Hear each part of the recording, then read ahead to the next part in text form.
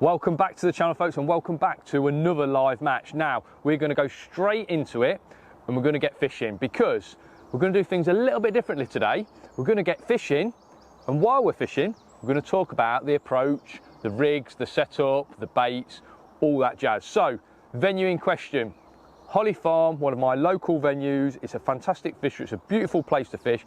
It is absolutely rammed with fish. F1s and carp are the target. Chances are we're going to catch F1s middle of the match, carp later on. Now, margins is usually the place where you're going to catch those carp, like on a lot of other venues. There's loads of different options at Holly Farm. You can feed a fish, you can long pole shallow fish, you can long pole on the deck, you can fish pellet waggler, you can fish short pole. Like I say, there's margins, and obviously there's all those different bait combinations to go with those different areas of your swim. The matches at Holly Farm usually get, for a midweek match, they usually get about 20-25 anglers on the matches, so pretty well attended. There's some good anglers fishing as well, so you're going to need a high weight to compete quite often. My target weight for this match was somewhere in the region of 150 to maybe even 200 pound. That is a lot of fish, especially when you're talking little F1s, smaller carp as well. Like I say, there is some bigger carp in Trotters Lake, the lake we're on today, but I think they're going to be really late on. They average sort of like 4 to 8 pound, those bigger carp, but the F1s are averaging about a pound, so a lot of fish, really busy fishing. Let's talk about the approach, because at the start of the match, you will hopefully see that I am fishing a little hybrid feeder to the island. A lot of anglers on the lake, they love their pole fishing. That's how they're going to start.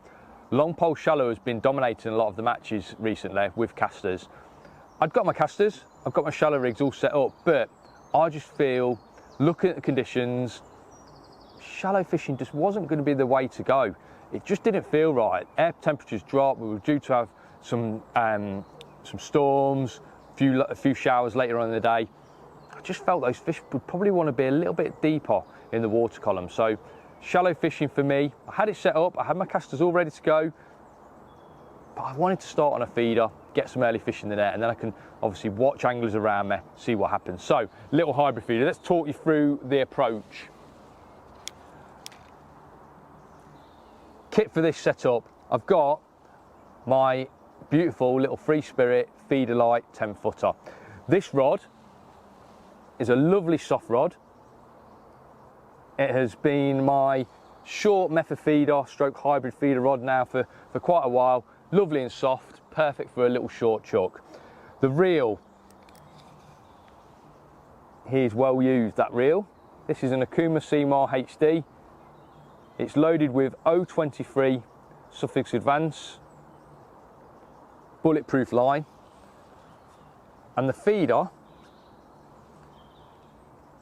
is a little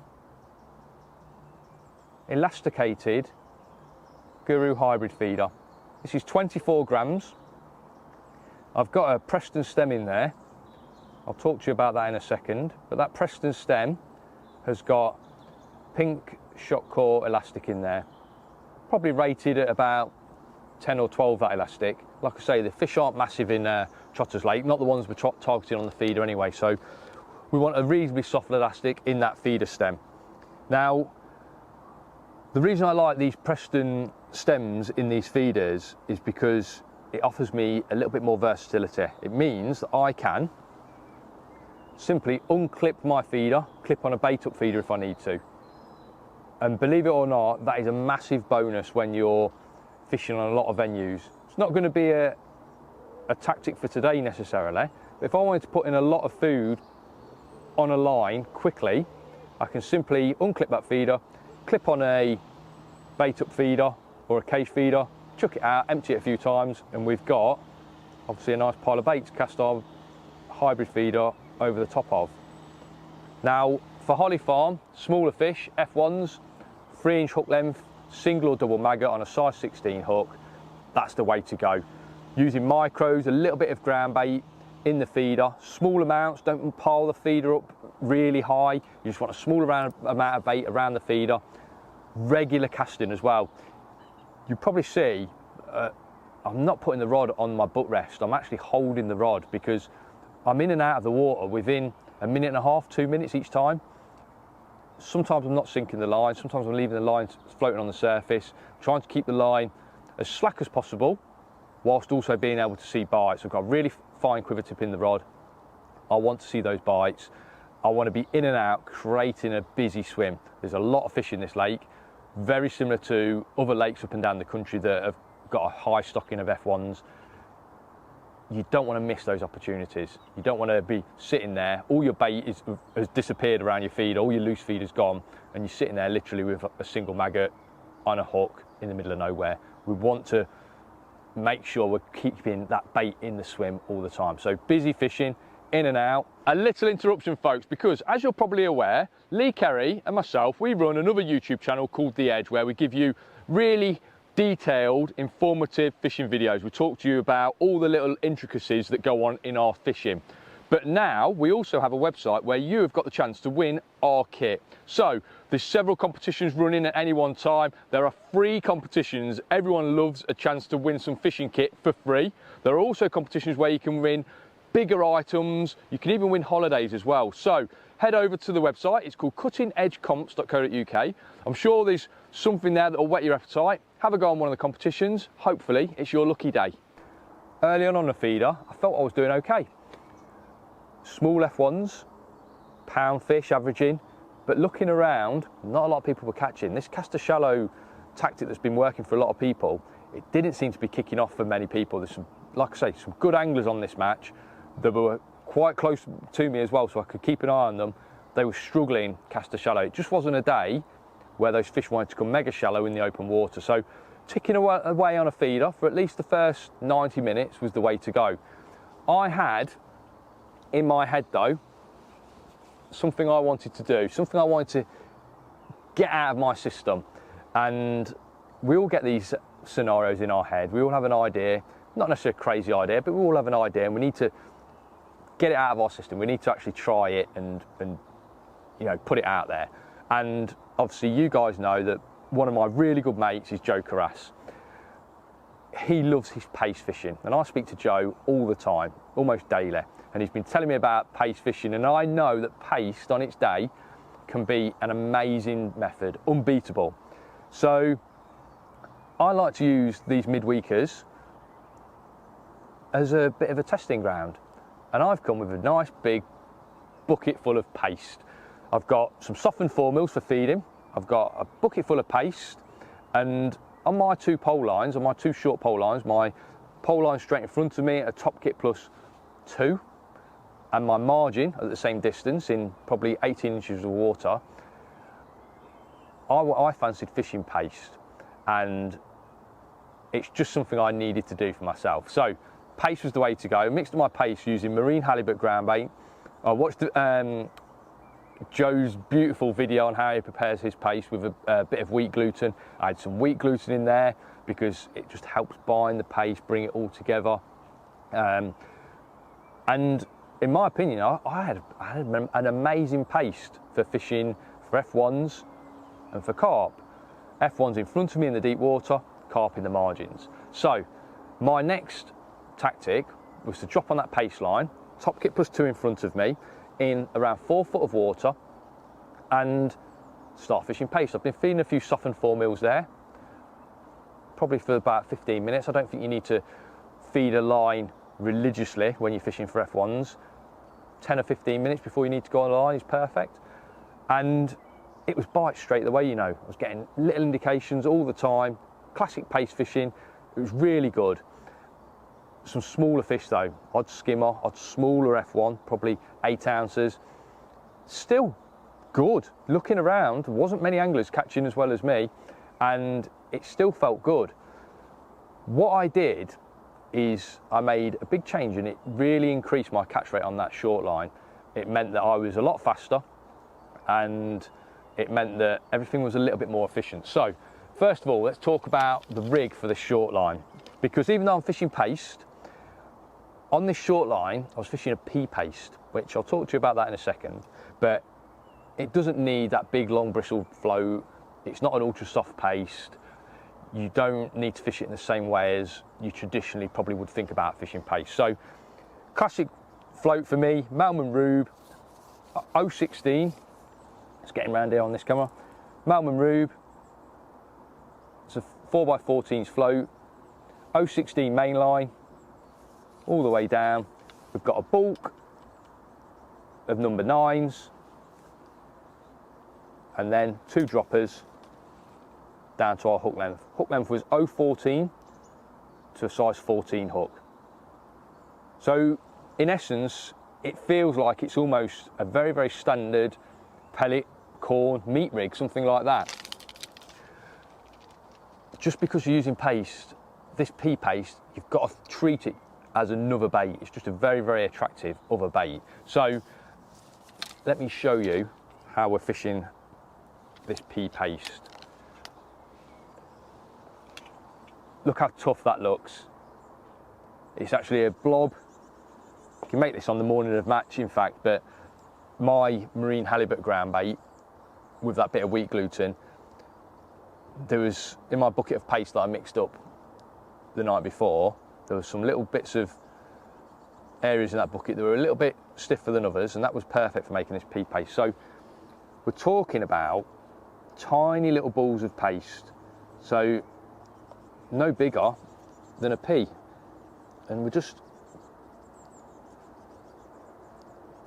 moulding our little ball of paste, and there we go. That is literally it. Tiny little ball of paste. Now it looks something like maybe a 6mm pellet, but trust me, it's far more attractive than a 6mm pellet. There's a way of fishing this bait as well. You can use this bait because it's got a bit of weight to it. You can use this bait to get your float sitting absolutely perfectly.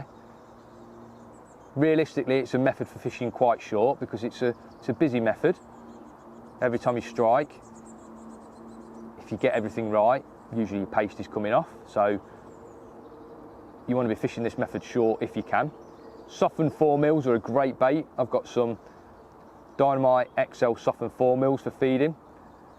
And the crack was strike into a fish, feed a handful of 4mm, net the fish, bait up, drop in. Hopefully there's another couple of F1s down there waiting for you to hook on the next drop in. Now, one of the things that I did that made a huge difference was to come a little bit shorter. Obviously, we know that F1s are ravenous when they get feeding. Coming a little bit shorter, taking a section off, fishing shorter, made everything so much faster. It made everything so much easier for me. So I could then swing my little bob of paste out into the water, and as it fell through the water, put that section up the end of my top kit, follow it in, and then I was fishing straight away. Sort of like almost ease it into position because the paste is a little bit stiffer, and then you're fishing straight away. There was times during the sort of second half of the match that I got in a lovely rhythm. Again, not big fish. We're talking F1s averaging 10 ounce to a pound, let's say. An odd bigger fish, but bites, really regular bites. And again, looking round, there's not loads of people catching loads and loads of fish. Going into the last hour though, things needed to change because I just felt I wasn't on target for the weight that we needed to win this match, and I knew that those bigger fish, if I was going to catch them, they were going to be caught in the margins. So I'm going to say that my match so far has gone pretty well, but this is where we could have done a little bit better because I've got the paste in my head again, folks. I've got my paste rig here that I'm going to talk you through because it's a little bit different to something that you've probably seen before. But I wish I'd have fished different baits. I'm going to put that out there now. I don't think the fish in Holly Farm are that fussy. I think if I'd have fished ground bait and corn, micros and dead maggots, ground bait and a big bit of worm over the top, something that made things so much simpler, I think we'd have caught more fish. But I do understand that paste on its day is unbeatable. So my mate Joe, if he was on my peg, he would have made paste work without doubt. But for me, I think when I go back again, I'll be fishing other baits. But let's walk through my paste rig because from what I've learned about paste fishing, gathered from Joe and from doing little bits myself over the last couple of years, this seems to be almost like my best way of fishing it. So As you can see, this is the rig that I'm using. It's 18 inches deep, roughly. 20 inches deep, let's say. And I've got, it's a handmade float. It's actually a Malman float that I've adapted. So the stem is a steel stem, which makes it semi-self-cocking. I've got one little slot shot or stop down here. He's about to fall off here. He's had a bit of hammer.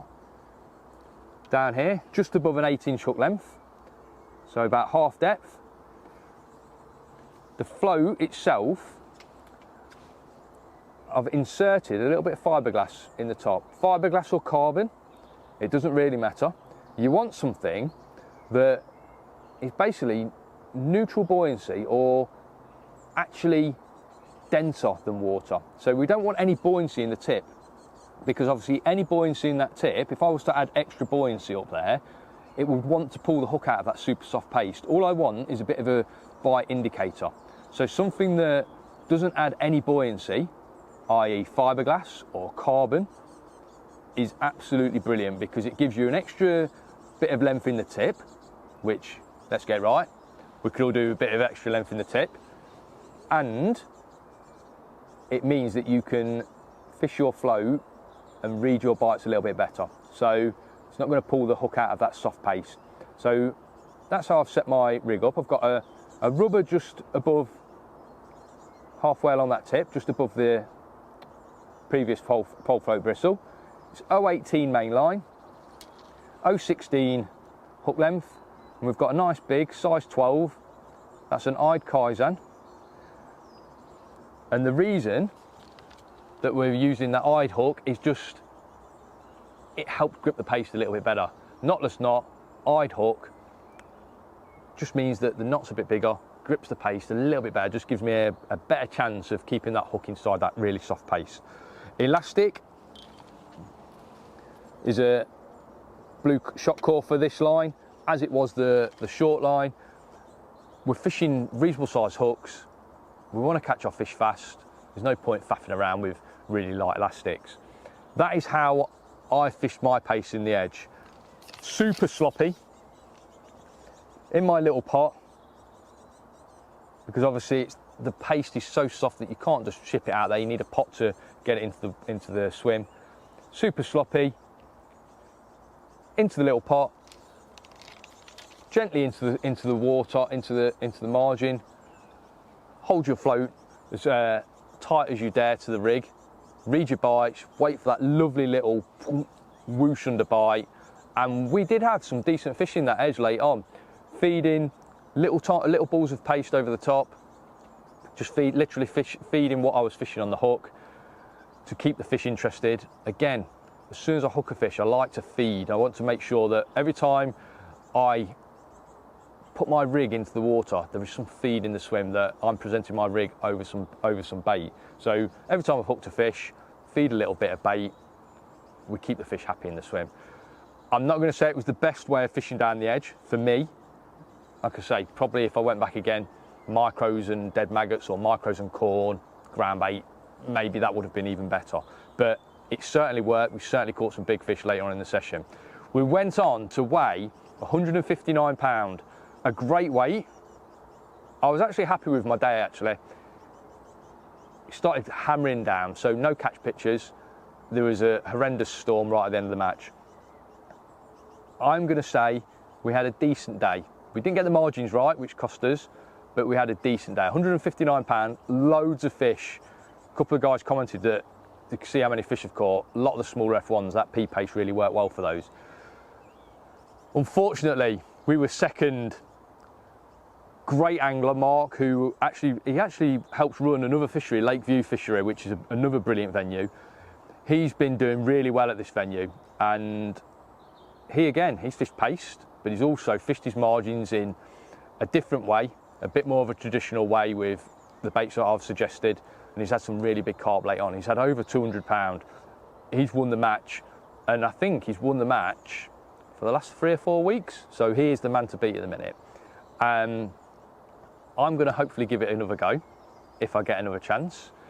I'm going to go with a few different tactics. I'm going to use the same tactics that I've got there, but refine it a little bit, and hopefully we can go one place better next time. Thanks a lot for watching, folks. Remember, hit the subscribe button, it helps me out massively, and you won't miss another video. Till next time, tight lines.